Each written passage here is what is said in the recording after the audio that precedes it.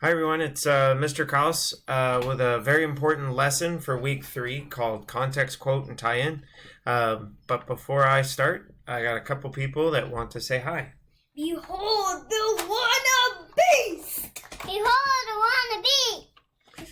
And Your, I like babies! say your name. L-I-L-Y. And what's that spell? What's your name? Lily. And Lily, can you say hi? I'm 4. I'm 4. And James, can you say your name and how old you are? James! And I am 7! Alright guys, I just thought it'd be kind of cute to let you guys hear my kids in the background. You might tell that James is obsessed with the movie Onward. Hey, let's get into these notes. Do have a title for your notes, context, quote, tie-in.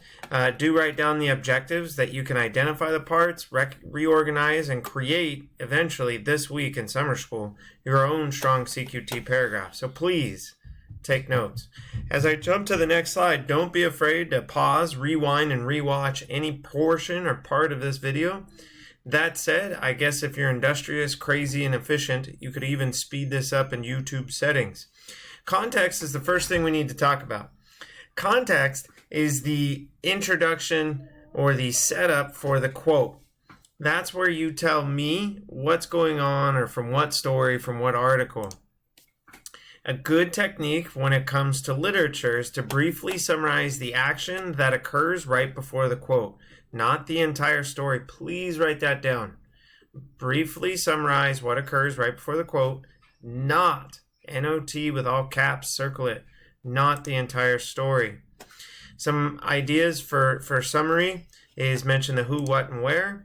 A signal phrase is really important. Right before your quote, you should put he says, or if you want to sound really fancy, you want to spruce up your academic language, you want to fling strong vocabulary for the reader's benefit and edification, then you can drop literary terms like the narrator. A signal phrase can be as simple as he says, and then comes the quote, or it can be as complicated and as academic as the narrator explains. Of course, explains is a better verb, and then narrator is a stronger word. Let's review this page real quickly. Context in your essay writing is a couple of sentences where you introduce the quote. To do that, you briefly summarize the action that occurs right before the quote. Mention the who, what, and where. That's part of a summary. And before you give the quote, give something called a signal phrase. He says, which is fine, guys. I'm fine with that. If you want to spruce up your writing and make it more academic, then you can get as complicated as having a strong verb like this one. The narrator explains. If you're writing about literature, guys, your context, all your essay parts should be in present tense. If it's fiction, fake stories should be written about in present tense. The next part of CQT, remember you can pause, rewind, and rewatch, is a quote.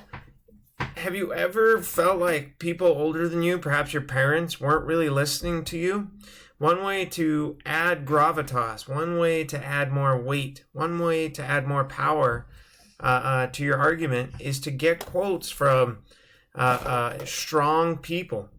You could quote people with PhDs, you could quote articles in the newspaper, you could quote policemen, you could quote grandparents. Again, this idea of taking language from someone with strong credentials, a published article, a published journalist, or a policeman or a grandparent, will add power to your argument. So you want to incorporate someone else's words into your opinions, into your arguments. How do you do that? Well, choose a powerful, not random, not too short, not too long, but choose a powerful quote from anywhere in the story. My advice on quotes for these short CQT paragraphs is keep them short. Don't quote a bunch of sentences. It's pretty hard to get past 2 sentences. It's really important, I apologize, the pop-up window in the way of your notes, that you cite the quotes in MLA format. Let's take a look at what that looks like. Narrative is everything but the talking. So it's just your basic quote marks around the quote. After the quote, right, you have quote, blah, blah, blah, quote. There'll be parentheses. Inside of the parentheses, these two things, author, last name, and the number of the page. Here's an example. He taught me all these things. I use quote marks around the actual words that aren't mine. Author's last name is Tan. It's Amy Tan, by the way. And then the page number and the number alone. Nothing in there, guys. Just author name and number. Close parentheses, and there's only one period at the very end. If there is character dialogue, in other words, characters are talking, you use triple quote marks, again at the beginning and at the end. From that same short story by Amy Tan, the daughter character Jing Mei yells, "No!" By the way, signal phrase, Jing Mei yells. Triple quote marks. Anything that isn't a period, question marks, exclamation points, they would go right here inside the triple quote marks, inside double quote marks if it wasn't dialogue. Anything that's not a period goes right here. If the author put no, question mark, that changes the meaning. If the author put an exclamation point, again, that changes the meaning. It's important to know that. So put those right there. Close your quote marks. And again, we have the same parentheses, author, last name, number of page. That is it. That is all that exists between the parentheses. Followed by one and only one period at the very end. Quotes are rad, guys. Just to review, they add power to what you're saying. So perhaps this slide is really important when you're doing your essay writing, that you format or quote correctly so that nobody can accuse you of cheating, copying, or plagiarizing. Those are terrible words in an English classroom and in an essay. Tie-ins are dramatic. Before you tune me out, because I know the video gets a little long, tie-ins are worth double, or for me, even triple the points. You really need to connect the quote or tie the quote into the topic sentence, your argument. For you guys, you're going to be writing about what's important in the short story. You need to explain what the quote proves or reveals. Here's your 3-step process. Paraphrasing, which is a little bit more word by word restating of your quote, your evidence in your own words. Secondly, you want to explain what the quote shows or proves. I often encourage students to use the words because or since. This clearly shows blah, blah, blah, because, and then you want to explain yourselves, right? I like to tell you guys, if we were in the classroom, that Lily says because a lot, and that's terrific. However, what comes after because, she's really not capable of stating that yet. She's not capable of explaining why she thinks or feels the way she does, or does the things she does.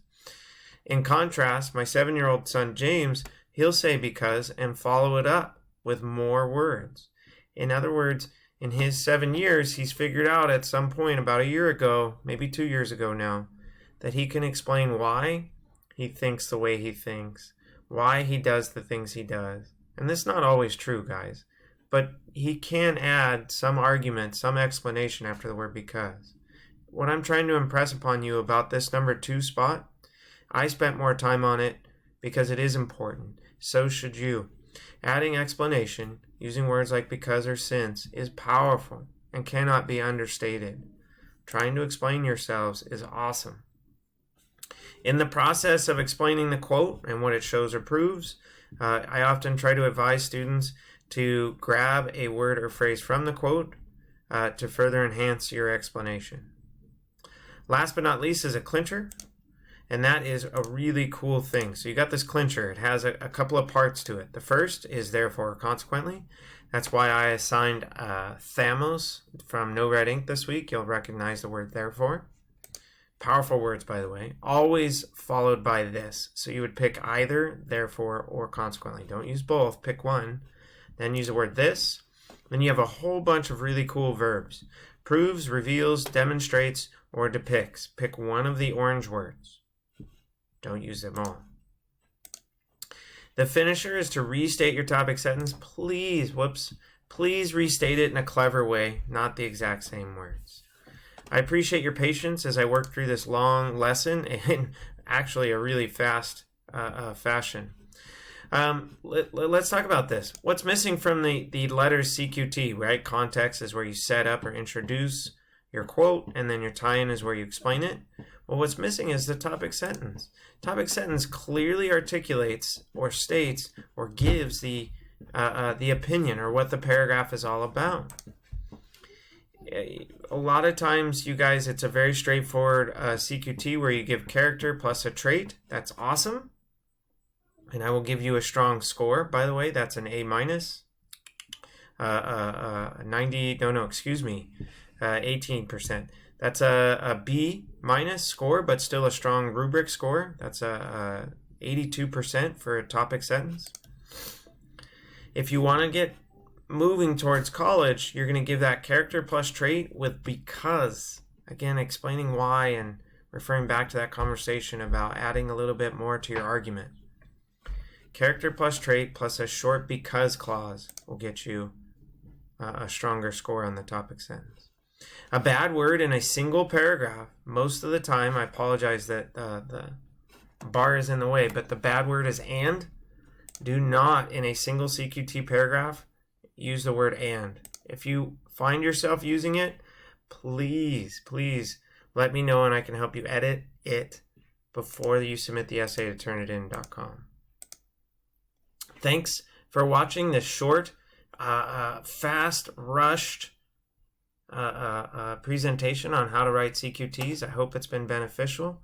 Let me know if you have any questions, comments, or concerns. I'll be happy to address them.